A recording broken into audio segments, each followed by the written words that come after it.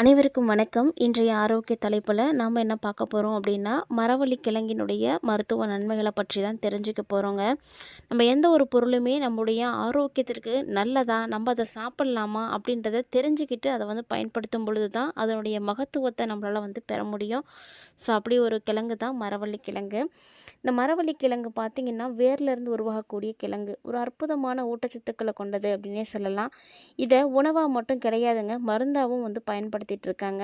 அப்படி என்னதான் மருத்துவ குணங்கள் இருக்குது அப்படின்றத பற்றி தான் இந்த பதிவில் தெளிவாக பார்த்து தெரிஞ்சுக்க போகிறீங்க. வீடியோக்குள்ளே போகிறதுக்கு முன்னாடி நீங்களும் நம்ம சேனலை சப்ஸ்கிரைப் பண்ணாமல் இருக்கீங்க அப்படின்னா மறக்காமல் சேனலை சப்ஸ்கிரைப் பண்ணிக்கோங்க. கூடவே பக்கத்தில் இருக்கிற பெல் சிம்பிளையும் கிளிக் பண்ணிக்கோங்க. அப்போ தான் நாங்கள் போடக்கூடிய வீடியோக்கள் எல்லாமே உங்களுக்கு நோட்டிஃபிகேஷன் உடனுக்குடன் வந்தடையும். நீங்களும் பார்த்து பயன்பெறலாம். வாங்க வீடியோக்குள்ளே போகலாம். மரவள்ளி கிழங்கு பார்த்திங்கன்னா எல்லா இடத்துலையும் கிடைக்கக்கூடிய ஒரு கிழங்கு தாங்க. சொல்லப்போனால் இது நிறைய பேருக்கு பிடிக்கும். பல் இல்லாதவங்க கூட இந்த கிழங்கு சாப்பிடலாம். அந்த அளவுக்கு ஒரு ஏற்ற கிழங்கு தான். இந்த கிழங்கு பார்த்திங்கன்னா நிறைய வெரைட்டியாகவும் செய்கிறதுக்கு யூஸ் பண்ணுவாங்க. ஒரு அடர்ந்த ஊட்டச்சத்து மாவுச்சத்து கொண்ட வேர் காய்கறி அப்படின்னு இதை சொல்லலாங்க. அதிகமான கலோரிகளை கொண்டது. ஸோ அதனால் நம்ம இந்த மரவள்ளி கிழங்கை அளவாக தான் எடுத்துக்கணும். ஏன்னா அதிக கலோரிகள் இருக்குது அப்படின்றதுனால நம்ம அளவாக சாப்பிடும் பொழுது அது நமக்கு தேவையான எல்லா விதமான நன்மைகளையுமே கொடுக்குது அப்படின்னே சொல்லலாம். ஸோ மரவள்ளி கிழங்குல அப்படி என்னென்ன ஊட்டச்சத்துக்கள் இருக்குது அப்படின்றத பார்க்கலாங்க.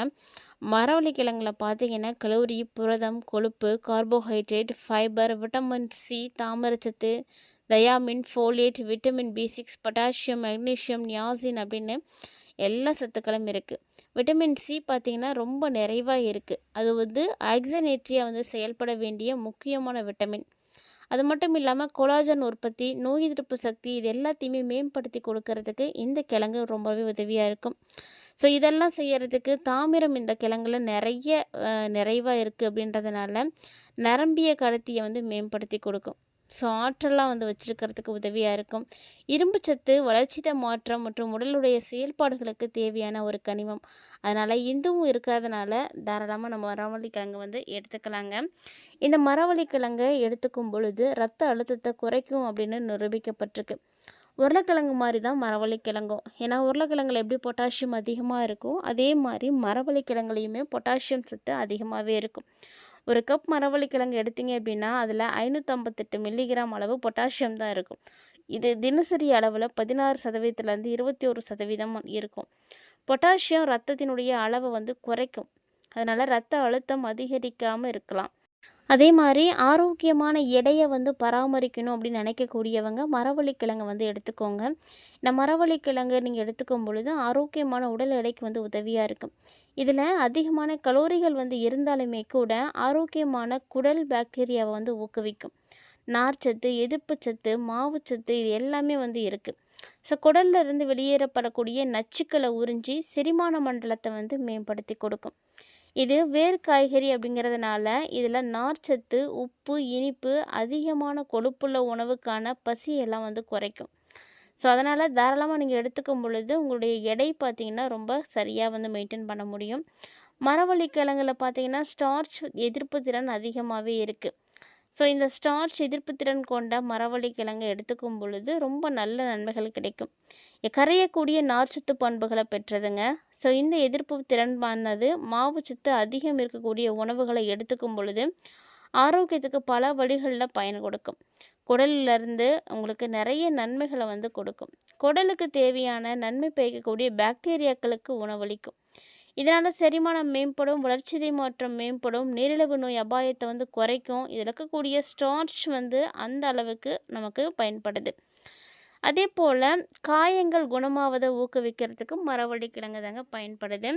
அதாவது காயங்கள் ஏற்பட்டிருக்குன்னா விரைவில் அது குணமாக்கணும் அப்படின்னா அதை ஊக்குவிக்கிறதுக்கு மரவள்ளி கிழங்கு உதவியாக இருக்கும். ஏன்னா இதில் விட்டமின் சி அதிகமாக இருக்குது. இந்த விட்டமின் சி தான் நமக்கு காயங்கள் ஏற்பட்டால் அதை சீக்கிரமாக குணப்படுத்துறதுக்கு உதவியாக இருக்குது. அதாவது பெரியவங்களுக்கு பார்த்திங்கன்னா தினசரி வேண்டிய விட்டமின் சி அதிக அளவில், அதாவது 50% பார்த்திங்கன்னா இந்த மரவள்ளி கிழங்கே கொடுத்துருது. ஸோ உடம்புல தோல் திசுக்கள் இருக்குது, அதனுடைய கட்டமைப்பு கூறுகள் இருக்குது, முக்கியமாக கொலாஜன் நிறைவாக இருக்குங்க. விட்டமின் சி கொலாஜனுக்கு இன்றியமையாத ஒரு பொருள். விட்டமின் சி உடலில் நிறைவாக இருந்துச்சு அப்படின்னா தன்னைத்தானே சரி செய்து கூடிய திறன் கொண்டிருக்கும்.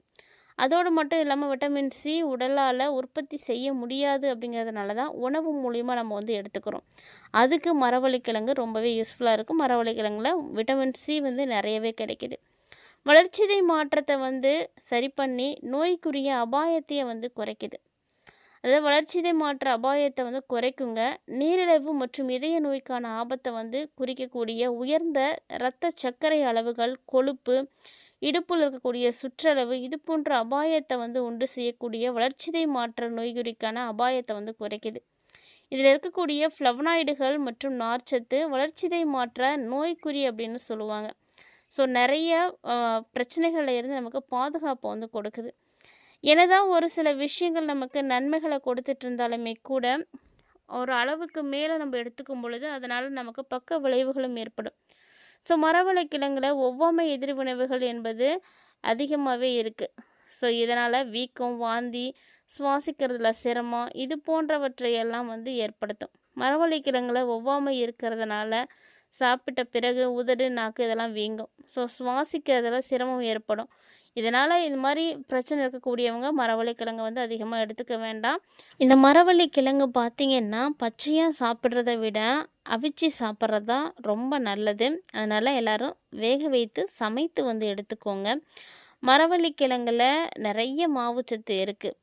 ஸோ இதனால் எடை வந்து அதிகமாக்கணும் அப்படின்றவங்களும் இதை யூஸ் பண்ணிக்கலாம். எடையை வந்து கரெக்டாக மெயின்டைன் பண்ணணும் அப்படின்றவங்களும் யூஸ் பண்ணலாம். மரவள்ளிக்கிழங்கு உடல் எடையை அதிகரிக்கிறதுக்கு ஒரு எளிய சத்தான வழி. ஏன்னா அதிகமான கார்போஹைட்ரேட் இருக்குது. ஸோ உங்களுடைய தினசரி கலோரிகளை அதிகரிக்க செய்யும். சுலபமான ஒரு வழியாக இருக்கும். மரவள்ளிக்கிழங்குல கொழுப்பு இல்லை அப்படின்றதுனால ஆரோக்கியமான உடல் எடையை வந்து கொடுக்கும். இருந்தாலும் சுக்ரோஸ் மரவள்ளிக்கிழங்கு வேர்களில் இருக்கக்கூடிய சர்க்கரையினுடைய பெரும் பகுதியை வந்து பெற்றிருக்குன்றனால அதிக அளவில் எடுத்துக்கக்கூடாது. ரத்த ஓட்டத்தை வந்து அதிகமாக்குறதுக்கும் இந்த கிழங்கு தாங்க பயன்படுது. ஏன்னா மரவள்ளிக்கிழங்குல இரும்பு சத்து, தாமிரச்சத்து அதிகமாக இருக்குது. இந்த தாதுக்கள் ரத்த ஆரோக்கியத்திற்கு ரொம்ப ரொம்ப உதவியாக இருக்கும். மேலும் நல்ல சுழற்சி, போதுமான ஆக்சிஜன் அளவை வந்து நிர்வகிக்கும். இந்த தாதுக்கள் இரத்த சோகை இது போன்ற நோய்களை எதிர்த்து போராடுறதுக்கும் ரொம்பவே உதவியாக இருக்கும். அதே போல் பிறவி குறைபாடுகள் இருக்கக்கூடியவர்களுக்கு இது வந்து ரொம்ப உதவியாக இருக்குங்க. மரவள்ளிக்கிழங்குல ஆ காம்ப்ளெக்ஸ் விட்டமின் அதிகமாக இருக்குது. ஸோ கர்ப்பகாலத்தில் இதை நீங்கள் எடுத்துக்கும் பொழுது குழந்தைக்கு நரம்பு குழாய் குறைபாடு ஏற்படக்கூடிய அபாயத்தை எல்லாம் குறைக்கிறதுக்கு உதவியாக இருக்கும். அதே மாதிரி செரிமான பிரச்சனை, எலும்பு, தாது இதனுடைய அடர்த்தியை வந்து பலப்படுத்துறதுக்கு எல்லாமே ரொம்ப உதவியாக இருக்கும். அல்சைமர்னு சொல்லக்கூடிய நோயை தடுக்கிறதுக்கு இது வந்து ரொம்ப உதவியாக இருக்குங்க. விட்டமின் கே மன ஆரோக்கியத்திற்கு நன்மை பயக்கக்கூடியது அப்படின்னு சொல்லுவாங்க. ஸோ மூளை நரம்பியல் செயல்பாட்டை அதிகரிக்கிறதுனால அல்சைமர் நோய் ஏற்படுவதற்கான வாய்ப்புகளை வந்து குறைக்குது. இது தவிர ஆஸ்டியோபோரோசிஸ் தடுப்புக்கும் ரொம்ப உதவியாக இருக்குங்க. இந்த ஆஸ்டியோபோரோசிஸ் அப்படிங்கிறது எலும்பில் ஏற்படக்கூடிய நுண்துளைன்னு சொல்லுவாங்க. இந்த பிரச்சனை ஏற்படாமல் தடுக்கிறதுக்கு கால்சியம் சத்து தான் நமக்கு அதிகமாக தேவை. ஸோ அதை வந்து மரவள்ளிக்கிழங்கை எடுத்துக்கும் பொழுது நமக்கு கிடைக்கிது. மேலும் பார்த்திங்கன்னா இதய பிரச்சனைகளை வந்து தடுத்து கொடுக்குது. இதயத்துக்கு தேவையான இரத்தத்தை வந்து சிறப்பாக வந்து கொண்டு போகும். மேலும் மரவள்ளிக்கிழங்கு வந்து பார்த்திங்கன்னா நிறைய ஒரு கார்போஹைட்ரேட்டு, கால்சியம், பாஸ்பரஸ் அப்படின்னு நிறைய சத்துக்கள் இருக்கக்கூடிய ஒரு கிழங்கு. அதனால் இந்த கிழங்கை நீங்கள் எடுத்துக்கும் பொழுது உங்கள் உடலுக்கு வந்து புத்துணர்ச்சி வந்து கொடுக்கும். அது மட்டும் இல்லாமல் ஆற்றலும் கொடுக்கும். ஒட்டுமொத்தமான ஆரோக்கியத்தை வந்து மேம்படுத்தி கொடுக்கும் அப்படின்னே சொல்லலாம். அந்த அளவுக்கு நிறைய சத்துக்களானது இருக்குது. இந்த மரவள்ளிக்கிழங்கை நீங்கள் சாப்பிட்ருக்கீங்களா? உங்களுக்கு பிடிக்குமா? அப்படின்றதெல்லாம் மறக்காமல் வந்து கமெண்ட் பண்ணுங்கள். மரவள்ளிக்கிழங்கை வந்து மன்மத கிழங்கு அப்படின்னு சொல்லுவாங்க. ஏன்னா அந்த அளவுக்கு இதில் நிறைய சத்துக்கள் இருக்குது. ஆண்களுக்கு ஏற்படக்கூடிய ஆண்மை பிரச்சனைகளுக்கு ரொம்ப தீர்வாக இருக்குங்க. ஸோ இன்பமான நீங்கள் தாம்பத்திய வாழ்வில் ஈடுபடுறதுக்கு மரவள்ளிக்கிழங்கு ரொம்பவே யூஸ்ஃபுல்லாக இருக்கும். ஸோ உடலில் நிறைய வளர்ச்சிதை மாற்றங்களை ஏற்படுத்தி நிறைய பிரச்சனைகளை வந்து சீராக்கி கொடுக்குது இந்த மரவள்ளிக்கிழங்கு. அது மட்டும் இல்லாமல் நச்சு கொழுப்புகளை எல்லாம் கரைக்கிறதுக்கு ரொம்ப உதவியாக இருக்குது. ஸோ அதுக்கான வீரியம் எல்லாமே இதில் அதிகமாக இருக்கிறதுனால தாராளமாக மரவள்ளிக்கிழங்கை நீங்கள் எடுத்துக்கலாம். ஸோ மரவள்ளிக்கிழங்கை சாப்பிடுவதனால எவ்வளவு நன்மைகள் ஏற்படுது அப்படின்றத நீங்கள் தெளிவாக பார்த்துருப்பீங்கன்னு நினைக்கிறேன். கண்டிப்பாக கிடைச்சா மிஸ் பண்ணாமல் சாப்பிடுங்க. எல்லா சத்துக்களும் நிறைந்திருக்கக்கூடிய மரவள்ளிக்கிழங்கை நீங்கள் எந்தெந்த வகைகளில் பயன்படுத்துவீங்க அப்படின்னு மறக்காமல் கமெண்ட் பண்ணுங்கள். இந்த பதிவில் மரவள்ளி கிழங்கினுடைய நன்மைகளை பற்றியும் அதை வந்து நம்ம அளவுக்கு அதிகமாக எடுத்துக்கும் பொழுது ஏற்படக்கூடிய பக்க விளைவுகளை பற்றியும் தெரிஞ்சிட்ருப்பீங்கன்னு நினைக்கிறேன். கண்டிப்பாக பதிவு உங்களுக்கு வந்து ரொம்பவே பிடிச்சிருந்துருக்குன்னு நினைக்கிறேன். பிடிச்சிருந்தால் லைக் பண்ணி ஷேர் பண்ணுங்கள், மறக்காமல் கமெண்ட் பண்ணுங்கள். மேலும் இது போல் பல இன்ட்ரெஸ்டிங்கான ஆரோக்கியம் சார்ந்த தகவல்களோட மற்றும் ஒரு தலைப்பில் சந்திக்கலாம்.